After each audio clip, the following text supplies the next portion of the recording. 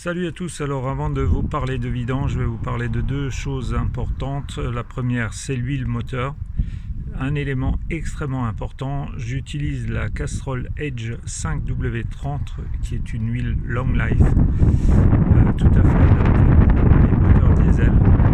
Je rappelle que non seulement c'est important pour le moteur, mais également pour lubrifier le turbo qui lui tourne beaucoup plus vite que le moteur. Donc il est important d'avoir une bonne huile. Cette huile, je l'ai payée environ 45 € les 5 litres en promotion. Au niveau du filtre à huile, autre élément important, j'utilise des filtres de la marque Necht. C'est un fabricant autrichien et c'est tout à fait compatible avec les filtres fournis par Volkswagen. D'autre part, je voulais vous dire que j'ai une autre vidéo qui explique comment faire le reset, la remise à zéro du service entretien intermédiaire et général. Et surtout, n'oubliez pas de reporter à la fin, quand vous avez fait la vidange, le carnet d'entretien. Donc remplissez-le correctement. Voilà. Salut à tous, alors aujourd'hui je vais vous faire une petite vidéo pour vous parler de vidange. Le service entretien vient de s'afficher. Donc la première chose à faire, c'est d'ouvrir le capot moteur. Pour cela, je pose mon pied à la gauche de l'embrayage et en fait au niveau de la cheville, j'ai un levier à actionner qui se trouve là. Voilà, c'est fait. Donc là, je viens de déverrouiller le capot. Après quoi, donc là, j'ai placé des rampes pour surélever le véhicule. Je vous montrerai tout de suite. Et donc là, je vais démarrer le véhicule afin de me mettre en position surélevée sur l'avant. A tout de suite. La deuxième chose que j'ai fait, c'est placer des cales en bois sur les roues arrière. Donc pour éviter que le véhicule ne reparte en marche arrière, bien que j'ai mis le frein à main, une vitesse vers l'avant, bien évidemment. Donc, comme je vous l'avais précédemment expliqué, il faut surélever le véhicule. Pour cela, donc j'ai placé deux rampes d'accès sur l'avant du véhicule. Elles sont complètement bricolées en bois, mais donc là je vais encore renforcer le maintien du véhicule par le positionnement de chandelles. Voilà, je vais positionner la première chandelle, il faut faire pareil de l'autre côté. Donc idéalement, il faut que ça colle au châssis, hein, bien sûr, c'est pour ça que j'ai rajouté une cale en bois. Ensuite, on déverrouille le capot. Bon, là, c'est déjà fait. En fait, il y a une petite patte là qu'il faut actionner, ce qui permet donc après, en soulevant le capot, de le déverrouiller totalement. Après quoi, donc, on va retirer ce cache et pour accéder donc au filtre à huile. Et puis, on va aussi retirer le capot qui se trouve sous le moteur. Je vous montrerai tout à l'heure comment on va faire. Il y a plusieurs vis à enlever. Le couvercle, il y avait marqué Volkswagen, où il y avait le logo TDI. C'est simple, il faut le tirer vers le haut. Il y a en fait ici des joints en caoutchouc qui permettent de le verrouiller. Ils sont au nombre de 4. Donc en fait, il faut agripper à gauche, à droite et puis soulever. Et normalement, en exerçant une force relativement conséquente, ça permet d'enlever donc ce fameux capot qui cache le moteur et donc également le filtre à huile, puisque le filtre à huile fait partie des pièces qu'il faut remplacer. Alors les outils nécessaires, pardon, je bouge beaucoup. Il y a une visseuse avec un embout Torx, c'est un T, j'arrive pas à voir, c'est un T20 je crois, ouais. Mais bon, on aura besoin peut-être d'un autre embout. Il y a une douille de 32, une douille de 19, une clé donc qui permet d'accueillir la douille, une bassine pour récupérer l'huile usagée, une paire de gants pour éviter de se salir, des habits de travail. Donc j'ai positionné un carton sous la voiture et là je vais donc commencer par dévisser le capot qui se trouve sous le moteur. Alors j'ai oublié de préciser, il faut aussi une douille de 13 parce qu'en fait il y a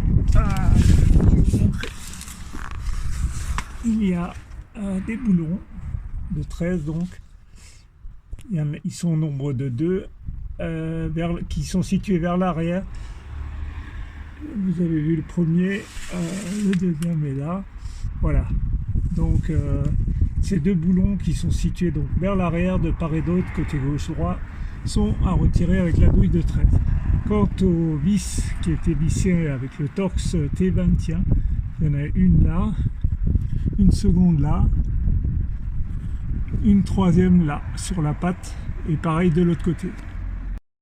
Ensuite il y a encore 3 vis à retirer donc vers l'avant qui sont en fait en Torx T30. Donc la première vous l'avez vu, la seconde se cache au milieu et la troisième donc de l'autre côté, voilà, donc avec un Torx T30.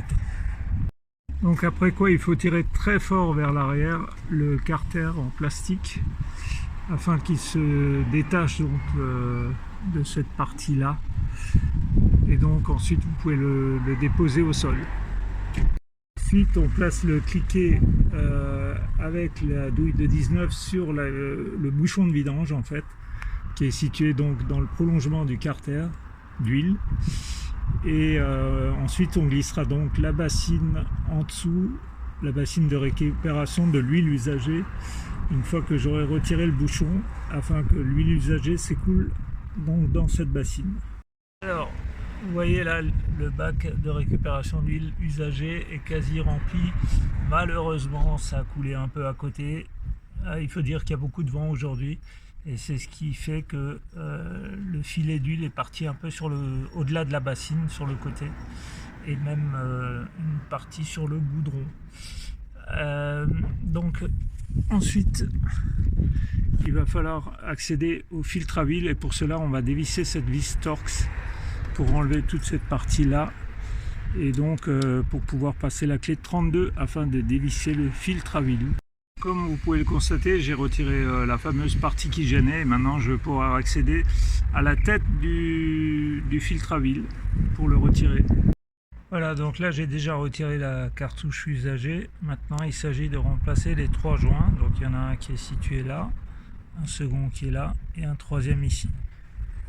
Voilà les 3 joints qui étaient usagés, et donc je vais remplacer par des neufs. Alors chose extrêmement importante, il va falloir les recouvrir d'huile moteur neuve, les nouveaux, pour que le jointage se fait vraiment parfaitement et pour éviter tout risque de fuite. Voilà. Donc voilà, à ce stade-là, j'ai donc remis la nouvelle cartouche filtrante. Attention, lorsque vous la remettez, il y a un sens. Donc là, en l'occurrence, par exemple, sur ma cartouche, il y avait marqué bottom d'un côté. Bottom, ça veut dire le fond, hein. Donc je l'ai dirigé le côté qui était noté bottom vers le fond. Parfois, il y a marqué oben, ça vient de l'allemand. Donc là, c'est pour dire que c'est au-dessus. Donc attention à ce sens. Ensuite,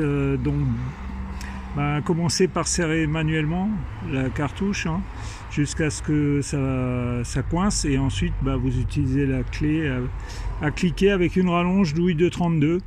Après quoi j'ai donc repositionné cet ensemble là, et donc maintenant je vais remettre le bouchon de vidange, un nouveau bouchon de vidange puisqu'il faut le changer à chaque fois, et puis on va remplir de nouveau le moteur avec à partir d'ici, hein, c'est le bouchon d'huile du carter, enfin du moteur, pardon.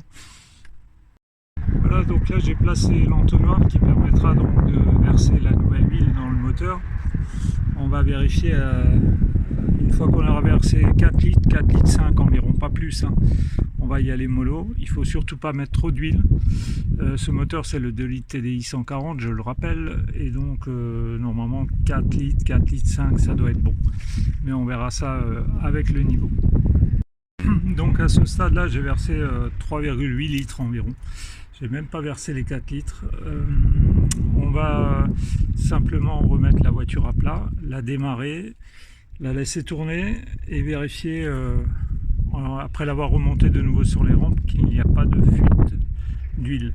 Attention, au préalable, bien évidemment, il faut enlever la chandelle et fermer le capot. Voilà. Alors pour contrôler le niveau d'huile, donc au niveau de la jauge, vous voyez que vous avez une partie qui est structurée, on va dire, Je ne sais pas si vous le voyez à l'écran, voilà. Donc l'huile doit se trouver entre ces deux limites, la limite basse et la limite haute. Et donc c'est ce qu'on va vérifier. Donc voilà, vous pouvez constater par vous-même, le niveau est tout à fait acceptable. On est bien entre le mini et le maxi. Je pourrais rajouter quelques centilitres d'huile pour arriver un peu plus haut, mais c'est tout à fait bon. D'ailleurs, il n'y a pas de voyant niveau d'huile qui est allumé au tableau de bord. Ciao!